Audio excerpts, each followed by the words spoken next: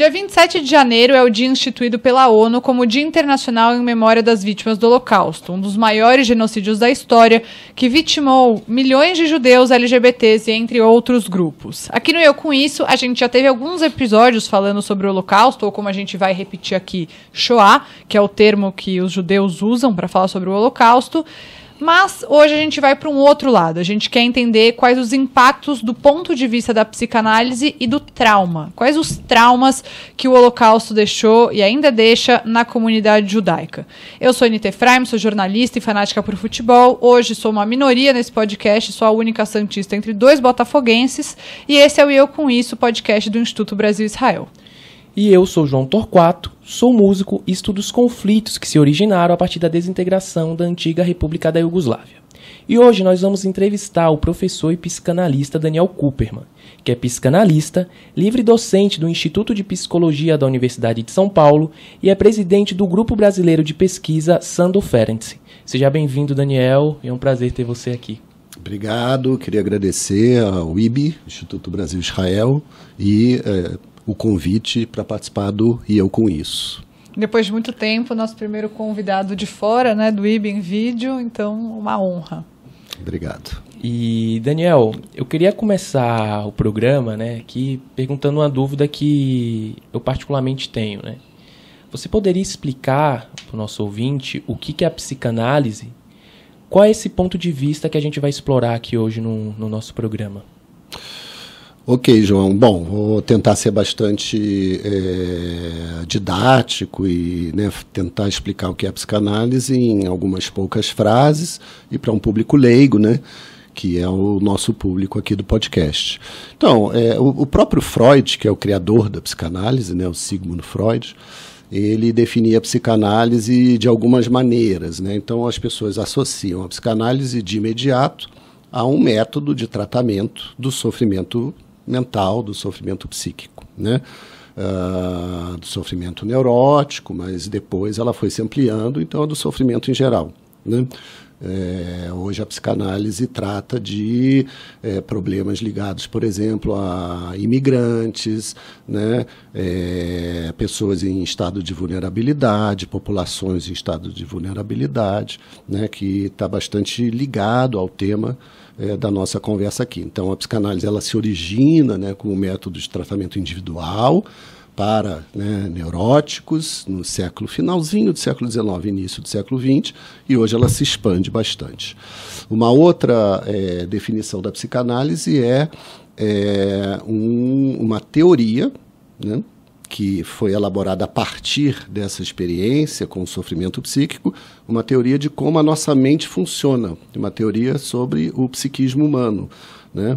Então, a psicanálise hoje, 100 anos depois, mais de 100 anos depois, né, da sua criação por Freud, ela é o principal, ou a principal teoria acerca do psiquismo humano, aquilo que nós chamamos de psicodinâmica, quer dizer, ela é uma teoria dos conflitos.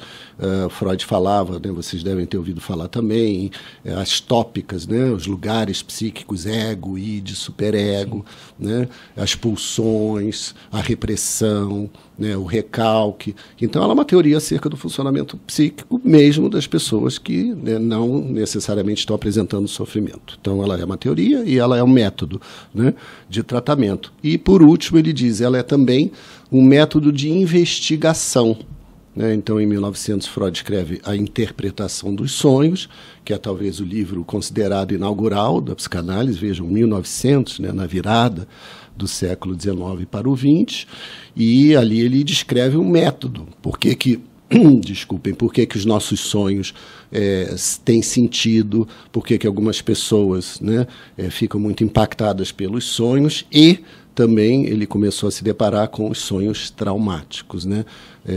Houve a Primeira Guerra, e na Primeira Guerra Mundial, né, de 1914 a 18, soldados voltavam e continuavam, né, revivendo situações de trincheira nos seus sonhos, né? Freud não assistiu à Segunda Guerra Mundial, ele veio a falecer em 1939, né, quer dizer, justo no ano de início dessa guerra, que é responsável, né, quer dizer, a guerra não, mas o nazismo, né, a ascensão do nazismo, ele chegou a ver, né, conseguiu, com auxílio da princesa Marie Bonaparte, né, escapar de Viena para Londres, né, que é onde ele morreu, em 1938. Então ele assistiu à ascensão do nazismo. Freud era judeu?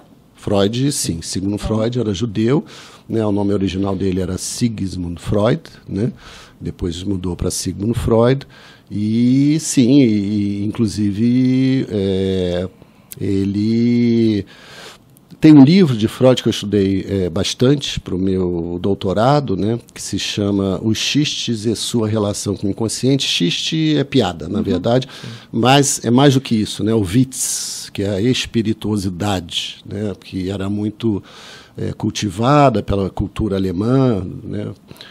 Freud falava alemão também, né, em Viena, e ali ele cita muitas piadas, né, ligadas a piadas judaicas mesmo, né. Então Freud era judeu e ele escapou, né, a família nuclear escapou, mas as irmãs dele morreram em campos de concentração. E ainda nessa linha de definições, Daniel, eu queria te pedir para definir o que é trauma, que a gente ouve muito, né, no dia a dia, muito corriqueiro, né? Eu tenho trauma, vou falar qualquer coisa, de mar, porque quando eu era pequena eu quase me afoguei. Então, mas qual que é a definição de trauma e qual que é a diferença entre um trauma pessoal e um trauma coletivo? Puxa, duas perguntas bastante profundas, né? Então veja, tenho trauma de mar porque aconteceu alguma coisa. Então trauma está ligado a essa ideia de experiências vividas, né, muito marcantes, e de dor.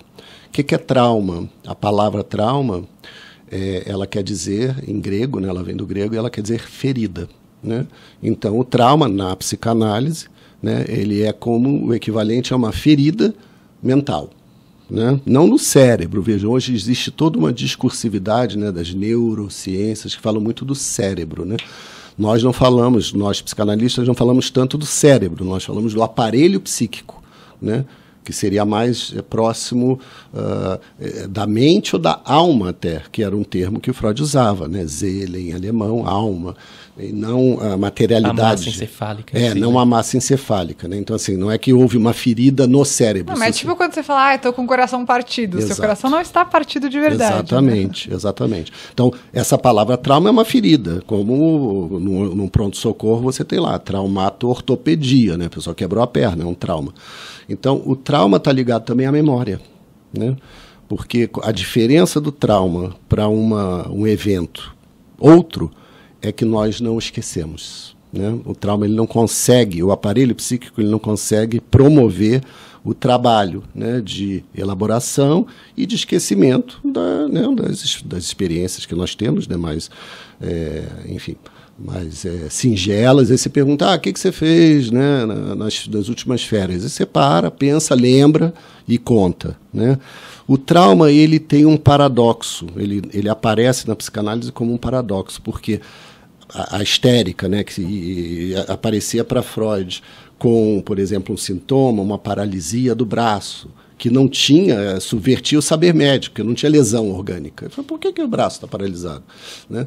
E aí ele, ao escutar essa paciente, ela lembrava de uma experiência traumática. Então, o paradoxo é que você não pode esquecer porque você não pode lembrar. Né? Então o trauma, ele ganhou no primeiro momento na psicanálise essa ideia de um corpo estranho no aparelho psíquico. Ele fica isolado do resto da consciência. Tem uma coisa meio de inconveniência, talvez, não é uma lembrança que às vezes ela volta sem você desejar, por exemplo. Precisa então, de um estímulo. O Freud dizia, os histéricos sofrem de reminiscência, mas inconsciente. Você não sabe por que você está sofrendo exatamente, né? Então, a psicanálise, ela nasce dessa ideia, né? Vamos tentar recuperar as histórias traumáticas que levaram esse sujeito a ter hoje esse sofrimento que ele tem, né? E podem ter sido experiências muito antigas, né? Da primeira infância, etc. Então, o conceito de trauma veio sofrendo mudanças ao longo da obra de Freud e de outros autores, né, com destaque para o Sándor Ferenczi, que era a gente pode dizer um discípulo, mas também um co-criador da psicanálise. Ele era mais novo do que o Freud, morreu antes, inclusive, morreu em 1933, né, também era um judeu, só que ele morava na Hungria, em Budapeste, né? E ele desenvolveu, então, uma teoria do trauma no final dos anos 20, início dos anos 30, diferente do Freud. Mas, então, o trauma ele sofre mudanças, depois eu falo um pouco sobre essa teoria, que eu acho que nos interessa, né?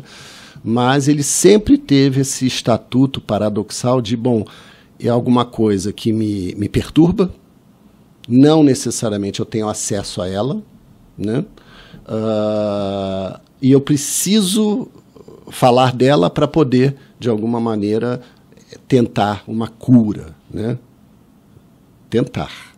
Porque existe essa dúvida se todos os traumas são curáveis, né? E isso é um âmbito mais pessoal, né? Um trauma de uma pessoa. Isso a gente está falando do âmbito individual. Não do coletivo, né? E indo um pouco para esse ponto, né? A gente pode imaginar que uma situação de guerra ou de genocídio pode trazer diversos traumas a vida de uma pessoa, né? Ou até mesmo de um coletivo, de um grupo. Como a psicanálise enxerga os traumas desses eventos históricos, né? Como a Shoah, ou, por exemplo, isso que eu pesquiso, né? As guerras de desintegração da Iugoslávia, né? Que teve o segundo maior massacre pós-Shoah, que é o massacre de Srebrenica. Qual é a visão um pouco da psicanálise sobre esses eventos históricos, né? Que ganham repercussão em diversos aspectos, né? Na comunicação, no imaginário, nos livros, tá presente nas gerações seguintes, em várias áreas da vida. Posso só complementar, aproveitando? Acho que a gente vê muito da nossa experiência de vivência dentro da comunidade judaica. Eu posso falar de São Paulo, né? Se você quiser complementar do que você viu também no Rio de Janeiro, vai que é diferente. Essa questão de ser uma comunidade fechada, por exemplo, né? Você tem traumas que você vai vendo nas pessoas do que é você ser um filho de imigrante. Então você vê pessoas que estocam muita comida, sem nenhuma necessidade. Você não tem necessidade, mas as pessoas estocam comida porque elas têm na cabeça delas que por causa da guerra, a qualquer momento, poderia ficar sem comida, então é melhor eu ter. Mesmo que a realidade hoje diga outra coisa.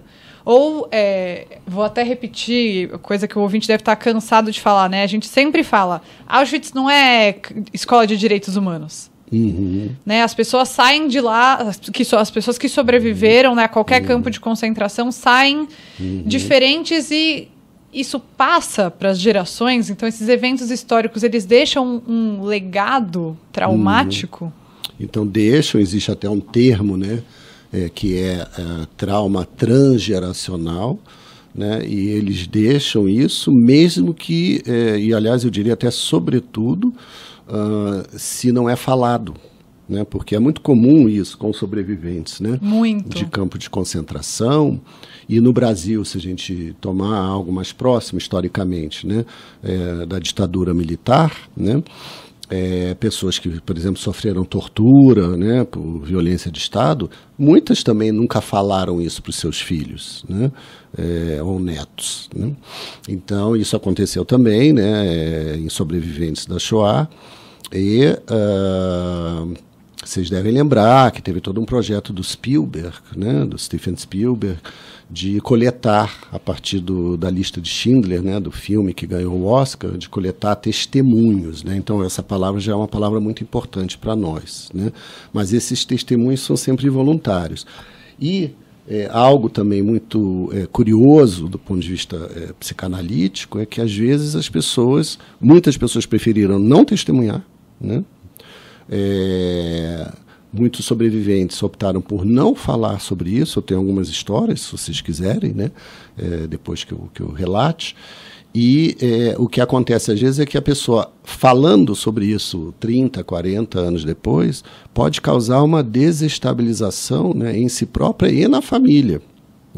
Curioso, voltando ao paralelo com o Brasil, quando no governo Dilma, né, no primeiro governo Dilma, criou-se a Comissão Nacional da Verdade. A Comissão Nacional da Verdade, para coletar também testemunhos, né, eles eram voluntários, e em paralelo criaram-se as chamadas clínicas do testemunho. Então, são grupos de psicanálise, houve um edital, né, público, e alguns grupos, Rio de Janeiro, São Paulo, Porto Alegre, acho que Curitiba, Pernambuco, eu não lembro exatamente todos os estados, né, mas clínicas para dar o suporte psicológico, psicanalítico para os testemunhos, seja para quem está testemunhando, seja para os seus familiares, que às vezes não sabiam de nada, né, do que, nossa, meu pai, meu avô sofreu isso, eu nem sabia, né. Então, o trauma, quem abre, me parece, na história da psicanálise, quem cria uma teoria para nós entendermos o trauma social ou relacional é justamente o Sándor Ferenczi, né? Veja, o Ferenczi vivia em Budapeste e ali já havia algo que era duas línguas, né? A língua magiar, quer dizer, a língua local, que era falada na família, e a língua do império, né? Que era o alemão. Então já havia ali uma tensão, por exemplo, que o Freud não vivia. Né? Talvez a gente poderia dizer, bom, Freud teve acesso ao Yiddish, né? Muito provavelmente, né? Mas é diferente. O Yiddish é um dialeto, né? Utilizado cultural pela comunidade judaica, mas não é não existe esse conflito das línguas. E a partir dessa ideia ele foi criando, né, do que ele chamou de confusão de línguas, uma teoria para nós pensarmos o trauma social. Então, o que ele diz? Não é apenas algo individual, porque algo individual é isso, fui no mar, tive um problema, né? Apesar de que os traumas na psicanálise eles são, em geral, vinculados a questões relacionais, né, com seres humanos, né? Humanos com humanos. Violências sofridas por um outro que coloca a dignidade, né, do sujeito, que atinge, né, a dignidade do sujeito. Então, o Ferenczi cria uma teoria do trauma onde ele diz assim, alguém comete uma violência contra uma criança, por exemplo. Vamos pensar um assédio sexual. Ele diz, né, essa criança ela vai ter a tendência a procurar um terceiro para testemunhar o que ela sofreu. E o testemunho aqui, então eu chamo esse primeiro tempo de tempo do indizível, porque muitas vezes a criança não tem nem competência simbólica, né, para dizer o que se passou, mas ela muda o comportamento, ela fica agressiva, o rendimento da escola cai, né, ou ela começa a se ferir, então, algum indício ela dá, né? Então ela procura alguém para testemunhar, seja via palavras, seja via comportamento. Esse terceiro é que vai definir se a violência sofrida é ou não traumática. Então, o Ferenczi diz, o problema não é você ter sido violado. Isso, claro, que provoca muita dor. Mas se você encontra, né, na vida social o acolhimento disso e ajuda, né, para poder dar sentido a essa experiência, entender o que aconteceu, que a culpa não foi sua, etc., essa experiência ela vai ser sempre marcante, né, dependendo do que for, mas ela não vai te paralisar psiquicamente. Então ele diz o que é traumático é o desmentido, né, dessa terceira pessoa, pode ser a mãe, né, e que completa, vamos dizer assim, o circuito do trauma, né? Então eu tenho a violência, eu tenho a tentativa do testemunho, se o testemunho é bem sucedido, talvez eu não tenha um trauma no sentido técnico, né? Eu vou ter sempre uma marca na minha história, mas não traumática, e se eu sou desmentido, né, e sobretudo por pessoas em que eu confio, próximas, né, aí eu tenho trauma. Então, na medida em que o Ferenczi inclui o terceiro, esse trauma se torna social relacional. A figura da criança, que é alguém que tem um aparelho psíquico mais vulnerável, né? Mas ela também é uma espécie de metáfora para o sujeito em estado de vulnerabilidade. Uhum. Aí pode ser, né, alguém de um povo que sofre, né, uma violência, pode ser um grupo de imigrantes, né, que perde parentes tentando chegar na Europa, né, sírios, você citou, né, João, a Iugoslávia, as guerras, né, dessa segunda metade do século XX, foi segunda metade? Sim, anos 90. Do século XX. Então, nós começamos a falar em traumas coletivos, traumas sociais, traumas, inclusive, políticos, né? Então, você vê, no Brasil, a questão da anistia, que hoje retorna, porque as pessoas foram mortas, assassinadas, e fez-se um acordo político para, enfim, foi o que, né, aparentemente se conseguiu naquele momento, né, nos anos 80, e todo mundo, ninguém pagou por isso. Esse é um processo de deslegitimização da dor. Porque imagina, você perdeu um filho, né, por tortura, ou ele foi um desaparecido, e os torturadores não pagaram por isso. E as barbaridades, né, como o ex-presidente da República que elogiou publicamente, né? Isso é inadmissível. E outras coisas, né, que giram... Sim, porque isso fere a dignidade humana. O problema não é nem se eu gosto ou não gosto. Quem ocupa, e isso é importante, você falou, João, porque uma figura de autoridade é muito importante no processo de desmentido ou não. Por quê? Porque nós elegemos figuras de autoridade, né? A palavra delas é uma palavra muito significativa para a sociedade, né? Então, se alguém que ocupa esse lugar não tem decoro e se permite humilhar, né, cidadãos, seja pela sua cor, pela sua escolha sexual, de gênero, enfim, né, pela sua tendência política, pelo estado em que nasceu, se é no Nordeste ou no Sudeste, isso fere, né, a dignidade. Como é a figura suprema, né, da autoridade suprema de um país, você não tem a quem recorrer. Então, o trauma é isso, é quando você é abandonado a partir de uma violência. O que aconteceu na Shoah, só para concluir, Anita, é que houve ali, né, num Estado inteiro, né, mais até porque a Alemanha ocupou outros países, quer dizer, né, começa ali na Alemanha, mas depois, né, a Polônia, a Áustria, e a coisa vai se expandindo, que legitimou que seres humanos, né, não merecem serem considerados humanos. Você vai recorrer a quem? Você não tem a quem recorrer, né? Se todo mundo, você é uma minoria, vive numa cidade, num país, né, num continente, onde dizem, meu amigo, né, aquilo que Giorgio Agamben chamou de vida nua, né? A tua vida não tem valor, né? Você vai recorrer a quem? Entendem? O processo de desmentir constante, né? É constante, né? E também quando chegavam no Brasil, tinha 1 milhão de restrições, vistos negados, não só no Brasil, né, em vários países. Acho que isso também torna esse processo ainda pior. E eu queria pegar isso que vocês estavam falando, né, sobre figuras de autoridade e olhar um pouco o outro lado. Experiência totalmente pessoal, né, que existe uma estigmatização muito forte da comunidade judaica como apoiadora de Jair Bolsonaro. As pessoas olham para você e falam, você é judeu? Você apoiou Jair Bolsonaro.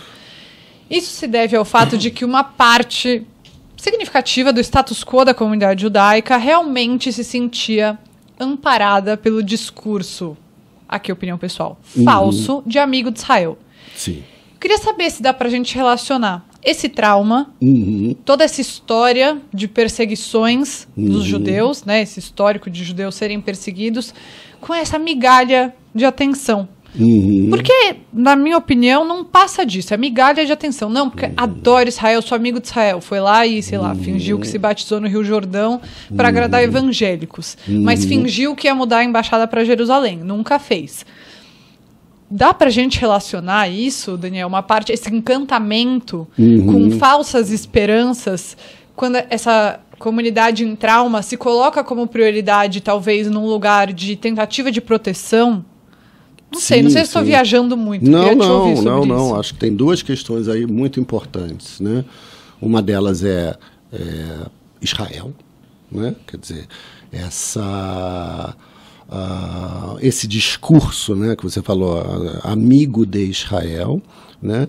Mas tem uma outra questão que aí toca o que nós vimos falando, que é essas teorizações sobre o trauma, que é o efeito do desmentido traumático sobre um sujeito.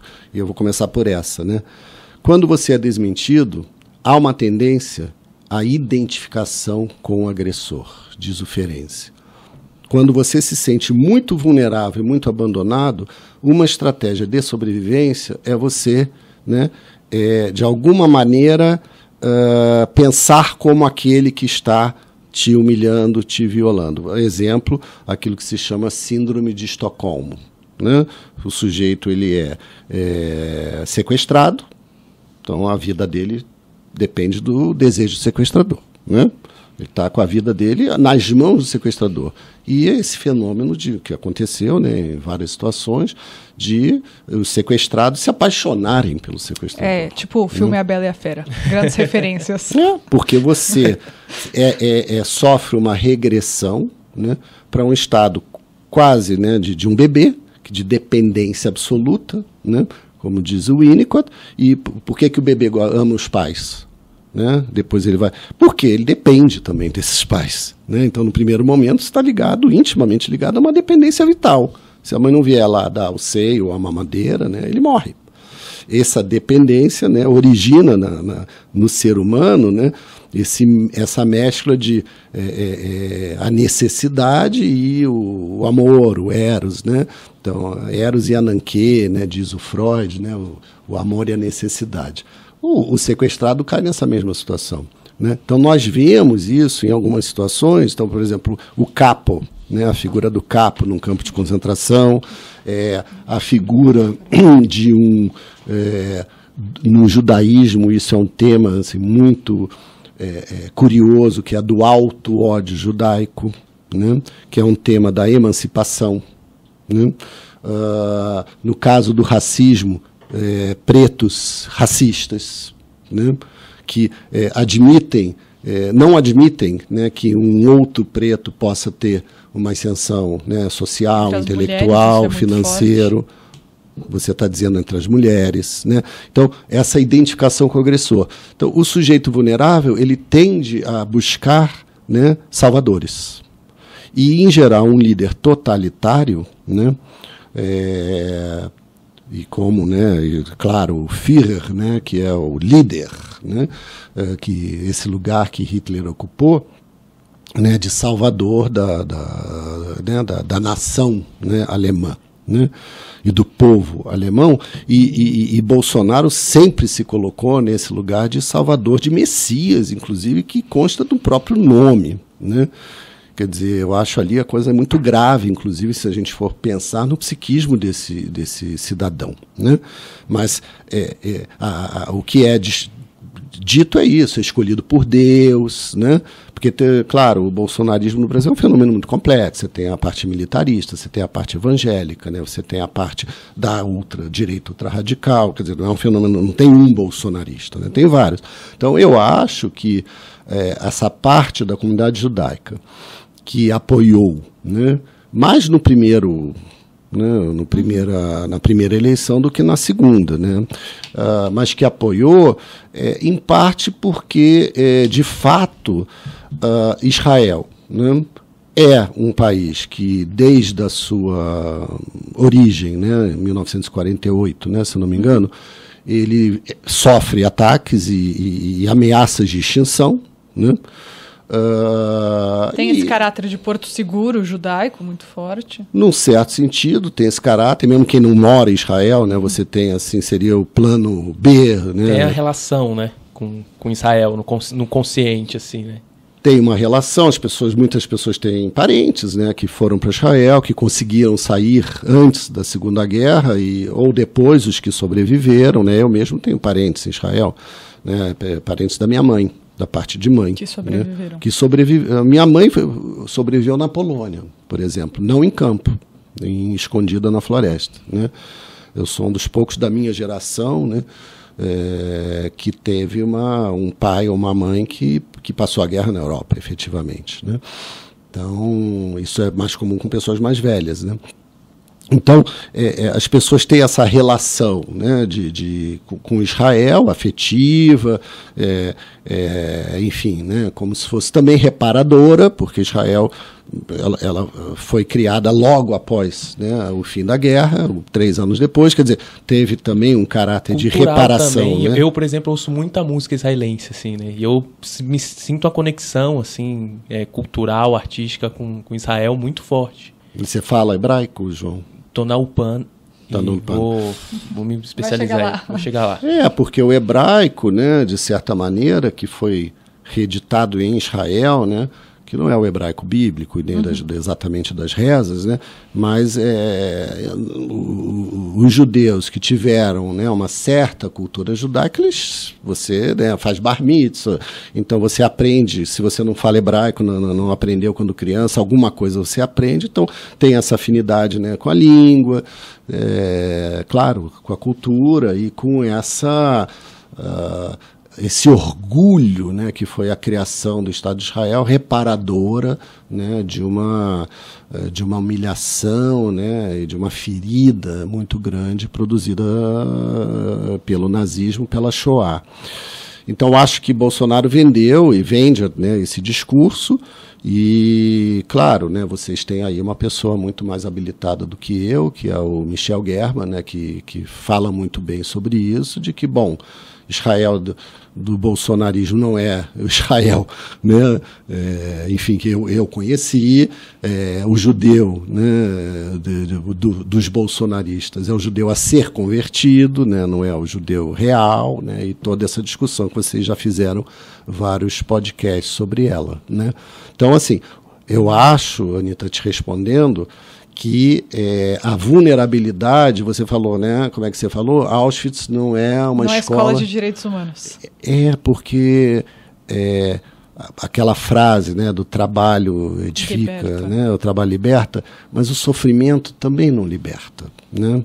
Quer dizer, essa ideia de que o sofrimento edifica o homem, né, tem um limite, além do qual o sofrimento é traumático. Então, ele as pessoas não saem melhores disso, né?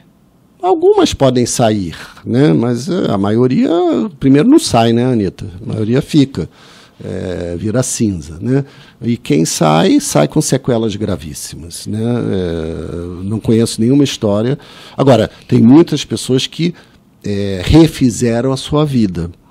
Então, a gente pode falar sobre isso, né? Que alguns autores, quando trabalham trauma, trabalham esse tema da resiliência, né? Que é essa pergunta, por que determinadas pessoas, quando sofrem, né, passam por um sofrimento enorme, vamos falar individual agora, por exemplo, a perda de um filho, né? Eu, pessoalmente, não consigo pensar em nada pior do que isso, né? Por que algumas pessoas conseguem, né, a partir de uma situação tão trágica como essa, se refazer, até às vezes, né, se tornar uma pessoa muito mais altruísta, né, encontrar um sentido. Eu lembro agora, por exemplo, da mãe do Cazuza. Né? Eu pensei nisso também. Que foi uma figura exemplar disso, filho único, né, uma coisa muito sofrida. A mãe do Paulo Gustavo, né, que morreu de Covid, a gente vê ela com essa mais recente, né? Mais veículos de imprensa falando como ela lida sobre isso. A Luciana Temer também é um grande exemplo disso, né, que trabalha com crianças em situação de vulnerabilidade depois de ter sido vítima também. O movimento Mães de Maio também, né, que é um coletivo de diversas ali mães foi político, ali que foi perderam os filhos, e acaba criando uma rede também de apoio, né, solidariedade entre as outras mães, né, que passaram então, situação parecida. Vocês estão vendo que o testemunho, a rede, é o sucesso do testemunho, né? Porque você pode cair também numa melancolia, né? E essas pessoas, elas conseguem dar o testemunho, porque eu acredito que elas acordam todo santo dia lembrando desse filho que né, foi perdido. Mas elas conseguem, né, dar destinos ao testemunho da sua dor, produzindo o quê? Produzindo laço. Né? Então, nós precisamos da comunidade. Né? Então, quando você fala assim, Anita, bom, a comunidade é fechada, né?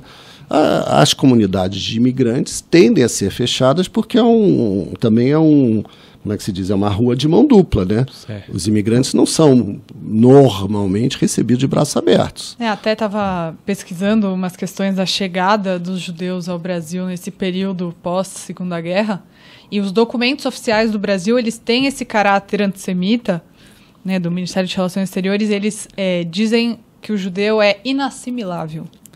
Então, assim, é muito fácil também dizer a comunidade é muito fechada.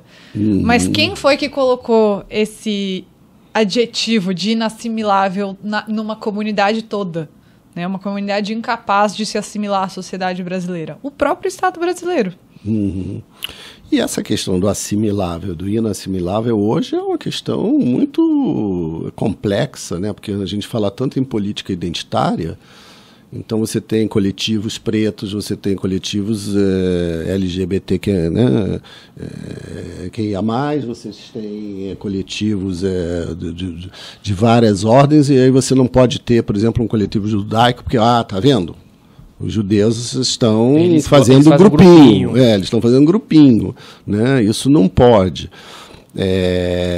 A questão da assimilação é uma questão, né, eu diria que essa questão é que ela é pouco assimilável para o pensamento, né, ocidental, desde que ela é posta, porque, né, o problema judaico. Né? Como resolver o problema judaico. E Daniel, falando nós vimos recentemente, né, um episódio, só para concluir, né, de antissemitismo absurdo, né, que foi o comentário, né, de um economista, né, sobre o atual presidente do BID, né, que é o Ilan Goldfein, né. Esse sujeito começou assim, né, de nome impronunciável.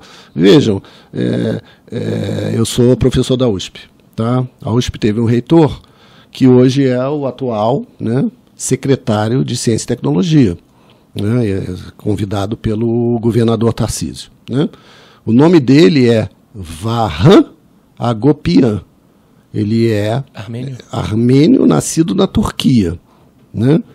Foi reitor da USP, né, hoje é secretário de Ciência e Tecnologia, e ninguém fala, né, o nome impronunciável. Quer dizer, que as pessoas não entendem que isso é antissemitismo, né? A gente julga um professor, né, um reitor, pela sua formação científica, né, pelas contribuições que ele pode dar para a sociedade brasileira, não pelo lugar onde ele nasceu, pelo nome que ele tem. Né? Espero que, aliás, desejo que faça um excelente, né, um secretariado de Ciência e Tecnologia e que melhore um pouco as condições dos professores da USP que andam muito mal. Né? E, Daniel, a gente está falando do povo judeu, né? E a gente sempre fala aqui no IB que o povo judeu é plural, etc. e tal. Mas a gente sabe que nem todo povo judeu tem relação com familiares ligados a Shoah, o Holocausto, o genocídio, enfim. Por exemplo, Sefardi, né? Apesar de ter sofrido perseguições, pogroms, expulsões, né, dos seus países de origem, mas dificilmente, né, não sei se tiver pai Sefardi ou mãe Ashkenazi, mas se tiver pai e mãe Sefardi, dificilmente vai ter alguma história familiar ligadas a Shoah, né? Tem alguma diferença entre os impactos desse trauma em quem tem relação familiar mais direta e quem não tem? Quem não tem pode ser afetado por esses traumas mesmo assim? Então, vamos lá. Boa questão, né? Eu não sei se todos os nossos ouvintes sabem o que é um sefaradi, né? Sefarada é Espanha, né? Então, seria os judeus originários, né, da Espanha, né, fugidos da Inquisição e que se estabeleceram principalmente no Oriente Médio, na Ásia, né, na África. Então, os judeus árabes, né, entre aspas. Norte da África, né? Norte da África e tal. Veja, as duas coisas são verdadeiras, né? Uma, é diferente? Eu diria, assim, categoricamente, sim. Né? Vou contar uma história. Agora, 2, isso quer dizer que não são afetados? Não. Claro que são afetados. Por 2 motivos, né? Um, porque são judeus também, né? Então, se tivessem na Europa... Se tivessem na Europa, né? Então, assim, há uma identidade de povo. Agora, eu vou acrescentar algo mais para a gente pensar. Não precisa ser judeu para compreender, né, que a Shoah foi um evento, né, absolutamente traumático, trágico e indigno da história humana. Assim como não é preciso ser armênio, né, para entender que o genocídio de 1 milhão de armênios pela Turquia é um evento, né, foi um evento absolutamente indigno, assim como eu não preciso ser presidiário, né, para entender que o assassinato de centenas de presos no Carandiru é alguma coisa que fere, né, o sentido do laço social no Brasil. Então, assim, nós não precisamos ser pretos, né, para entender a humilhação sofrida pelos pretos em função do racismo, ainda que seja diferente, né, evidentemente. É preciso que esses grupos ganhem voz para que a gente possa entender, né, que isso fere a dignidade humana, tá? E me parece que com a Shoah, grande parte da humanidade considera que foi um evento realmente absolutamente, né, inaceitável. Mas ao mesmo tempo eu sinto que tem um caráter de uma cobrança, que na minha opinião é antissemita, não, mas vocês passaram por isso, vocês deveriam entender melhor do que ninguém, entendeu? Uma cobrança de você tirar uma lição disso. A gente vê muito no conflito Israel-Palestina, né? Quando tem alguma ação, enfim, que na maioria das vezes a gente discorda, né, que acontece, a gente vê muito nas redes sociais ou em comentários, ou tem um chargista que gosta muito de utilizar, retratar a imagem, né, de pessoas em campo de concentração, com uniforme listrado, enfim, como fantasmas mortos, falando para os judeus que vivem em Israel atualmente, tipo, vocês não se lembram do que aconteceu no passado, né? Volta a isso que a gente falou, de só lembrar dos mortos e de ter essa cobrança, tipo, vocês passaram por isso, então vocês não... todo mundo tem que ser assim. E vem de fora, né? Isso que é muito pior ainda. Justo vocês, esse é o tom. Interessante, né? Porque aí também você, de alguma maneira, naturaliza uma certa posição de vítima, né? Quer dizer, você não pode ser agressor porque você foi vítima, agora você é agressor. E seu lugar é ali. O seu lugar é ali. Veja, eu acho também que eu sempre achei uma analogia, né, não muito apropriada comparar o que se passa, né, no Oriente Médio com o campo de concentração, com Auschwitz, né, é uma analogia, enfim, né, que serve a propósitos outros, né. Então, pensamento, a atividade do pensamento, eu brinquei com isso na pandemia, né? Quando eu escrevi sobre pandemia, eu dizia assim, escuta, a gente precisa pensar as coisas, né? Não aglomerando conceitos, né? Assim, o pensamento é que nem na pandemia, a gente precisa ter um certo... Né, aglomeração faz mal, então juntar tudo no mesmo saco, né? O nazismo, os abusos promovidos pelo governo de direita, extrema-direita em Israel, eu acho um pouco exagerado. Agora, né? Às vezes até a prisão dos terroristas. A prisão dos terroristas, né? Eu fui preso contra a minha vontade. Né? Bom. Era só não ter cometido crime. Fica aqui essa dica. A gente tem um nome para quem é preso por vontade própria, é masoquista. Né? Ou réu confesso, existem também réus confesso, mas aí precisa ter uma certa grandeza, né, para ser réu confesso, que eu acho que esse grupo não tem. Mas é um exagero, né? Eu acho um exagero, eu não gosto. Né? Eu não gosto nem de aproximar, por exemplo, Bolsonaro do nazismo, que eu sei que é uma prática também que muitos pensadores fazem, eu acho não muito interessante, a não ser que sejam pequenos aspectos para você mostrar, olha como é que é feito. Lembra, né, daquele o ministro da Cultura, que fez aquele discurso, né? Esse aí não teve muito como. Imitando Goebbels, quer dizer, aí tudo bem, você fala, o que está acontecendo, né? Mas, assim, as práticas de extrema-direita, dizer, bom, isso tudo é o nazismo, então, no final, tudo é nazismo, né? Você, sei lá, né, alguém briga com o namorado e dá uma mordida no namorado, ela virou nazista. Não é assim, né? A violência faz parte da vida, né? Agora, existem, né, graus e existem tolerâncias para o que é uma violência, entendeu? Eu posso estar jogando futebol e ter uma briga física com uma pessoa, né? Agora, a segregação, dizer que a vida do outro não tem valor, né? Produzir uma fábrica de extermínio, né? Isso né, foi algo circunscrito na história da humanidade, né? Então a gente pode se prevenir, mas não aproximar toda e qualquer violência do nazismo. Toda guerra é nazista. Então, sei lá, Putin agora é nazista. Ou ele diz, eu estou em guerra porque eu quero evitar o nazismo na Ucrânia. Ele usou esse termo, desnazificação. Desnazificação da Ucrânia, porque tem lá grupos radicais. Né, o nazismo virou uma espécie de moeda barata. No final, é uma banalização do termo, né? Assim como, né, Shoah, justamente o uso, né, do termo Shoah, ele vem também numa tentativa de, né, desbanalizar, né, a palavra holocausto e tentar mostrar uma certa singularidade desse acontecimento, né? Lembrando que a palavra holocausto surgiu como uma forma de explicar o que aconteceu na Segunda Guerra Mundial. Antes da Segunda Guerra Mundial e do extermínio nazista, essa palavra não existia. Então, vai lá, João. A segunda aqui, vou tocar essa pergunta aqui. E entre outros grupos, né, que vivem uma situação de violência histórica, como a população negra, por exemplo. Em 2019, o Ministério da Saúde disponibilizou alguns dados, né, entre eles que o suicídio entre os jovens negros é 45% maior do que entre os jovens brancos.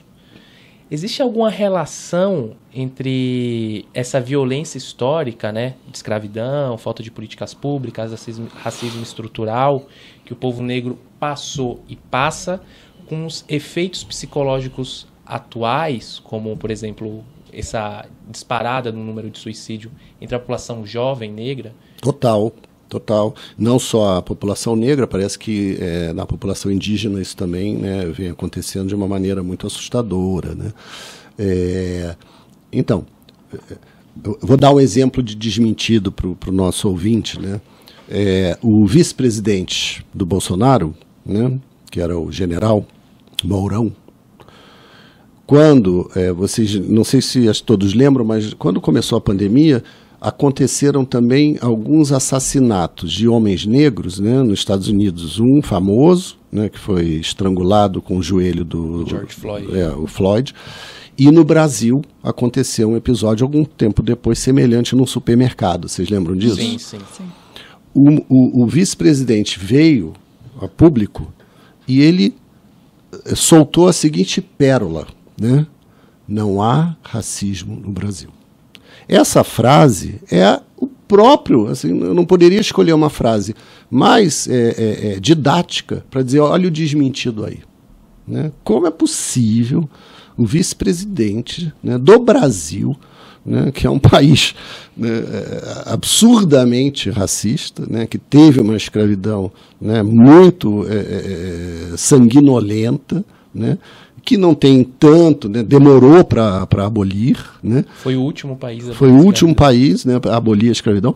Vem a público dizer que não há racismo no Brasil, né?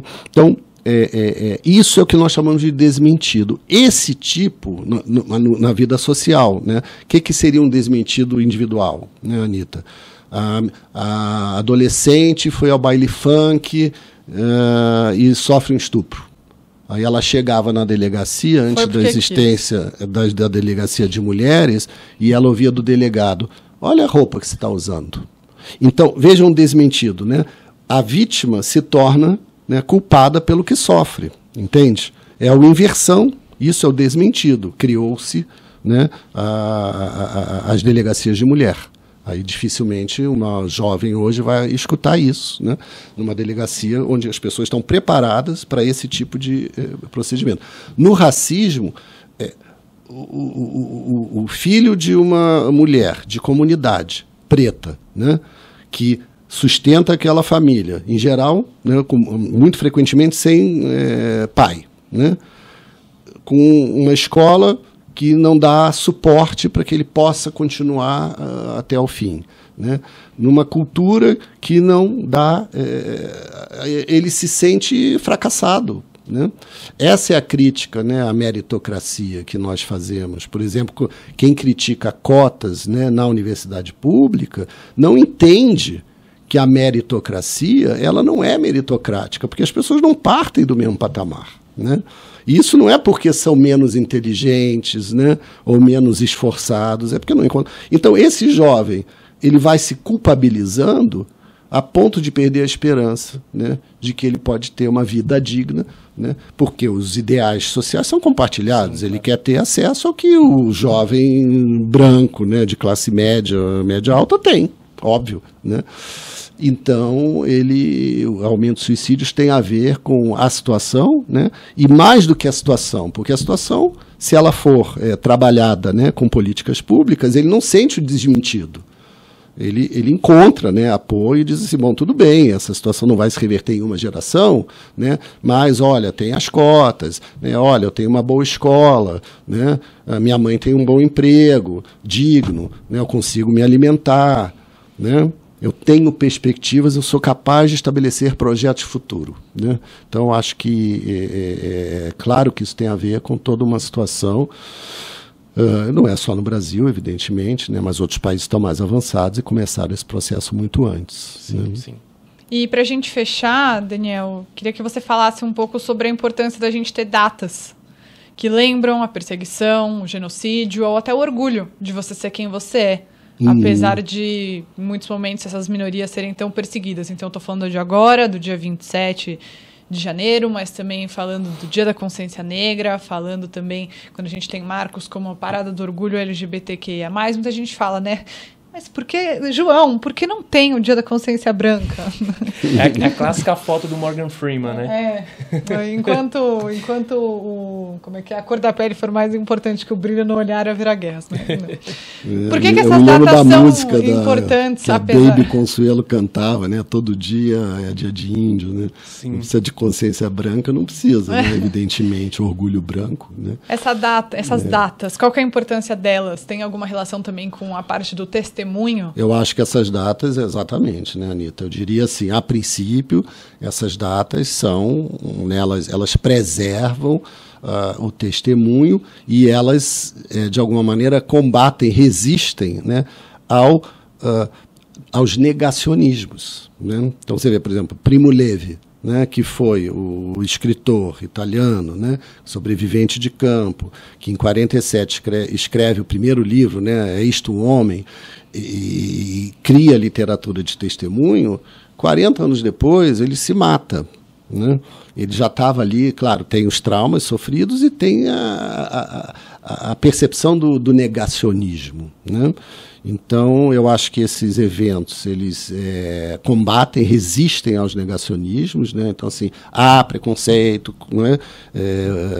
Voltado à comunidade LGBTQIA+, há racismo, há antissemitismo, né? Houve a Shoah, né? Então, se um país ele reconhece o dia, né? A memória, né? Como é que se chama hoje? É o Holocausto, né? Que no Brasil o Dia da Lembrança, Dia Internacional da Memória do Holocausto. Então, isso significa que alguém no Congresso vai e fala sobre isso, você está resistindo ao negacionismo, né? Por outro lado, para pessoas que passaram por isso e sobreviveram, não necessariamente, para algumas pessoas, essas que preferem, por exemplo, calar, né? Dá tempo de contar uma brevíssima história? Tá, claro. Então, essa é uma história que né, enfim, não vou citar, mas não é de consultório, né? Um filho, né, de sobrevivente, sabia que o pai é sobrevivente, na Europa, né, na Bélgica, vivendo na Bélgica, com 30 e poucos anos de idade. Os dois pais são sobreviventes, né? Casaram depois da guerra e tiveram um casal de filhos. Esse jovem homem vai para os Estados Unidos visitar familiares e, no meio de um almoço, um parente comenta: puxa, né, mas essa situação do seu pai, né, que perdeu a família no campo, em Auschwitz. Esse jovem não sabia que o pai dele perdeu a esposa e um casal de filhos. Ele descobriu isso com 30 e poucos anos, né? Por quase um ato falho de um parente que vivia nos Estados Unidos. Nem ele, nem a irmã. Olha que história. Esse pai, que é o sobrevivente, reconstruiu a vida. Evidente que a esposa, né, sabia do que aconteceu, que também foi sobrevivente. E ele optou por nunca falar sobre isso, né? A geração dele sabia, os tios, né? Mas ninguém comentava. Então, olha que coisa incrível, né? E o choque que é para um filho desses ouvir essa história com 30 e poucos anos de idade. Então, tem pessoas que nós, psicanalistas, tendemos a acreditar, né, que a palavra tem um poder curativo quase ilimitado, né? E não tem, né? Lamento dizer isso. Porém, né, é um instrumento mais eficaz que nós temos para lidar com as dores da existência. E a gente tem que aproveitar, né? Porque os sobreviventes, o tempo deles está acabando, né? Já faz muito tempo do fim da guerra. Os que sobreviveram já estão muito velhinhos, então são histórias que têm que ser sempre perpetuadas. Mas isso é assunto para outro dia, né? Então a gente conversou hoje com o Daniel Cooperman, que é psicanalista, professor da USP. Daniel, muito legal ter você aqui com a gente. Volte sempre. Obrigado pelo convite, sucesso e eu com isso. Mais sucesso ainda. Muito obrigado, Daniel. E se você quiser mandar uma mensagem pra gente, agora temos o nosso próprio e-mail. É só escrever para @institutobrasilisrael.org. O Eu Com Isso está também disponível em diversas plataformas de áudio, como Spotify, Orelo, Apple Podcast, Google Podcasts e também no canal do YouTube do Instituto Brasil Israel. E não esquece de seguir o IB nas redes sociais. Até quarta-feira que vem.